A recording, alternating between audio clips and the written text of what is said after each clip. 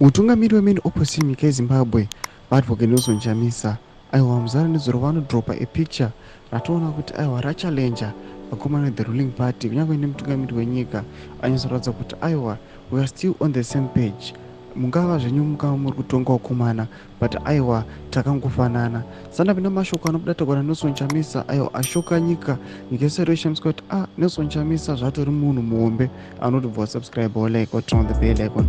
Timina paendo pake anyora achiti anopotsa picture ramuri kuona aiwa vakamira vakomana gore ra2009 vakabata mapepa sezvamuri kuona onyora achiti swearing in and saving Zimbabwe as a cabinet minister in 2009. Hashtag the journey to a new great Zimbabwe. Just been through a lot. Blessed Sunday.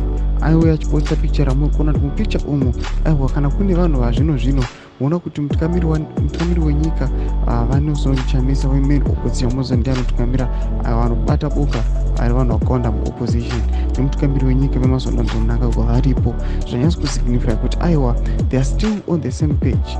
Yes, tingaona Nelson Chamisa achivharwa kunze but toziva kuti sometime back in 2009 these guys at the same time they sweat in the parliament aiwa achiserve as a cabinet minister.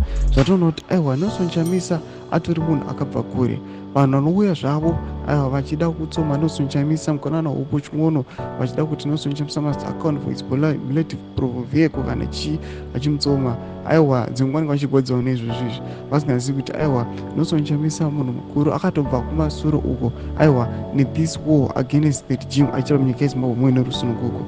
Aiwa chimodzi mafungiro enyu muri kudii pamusoro pepicture iri rachiwana Nelson Chamisa aiwa achiwisha people a blessed Sunday. Don't forget to subscribe or like or turn on the bell icon.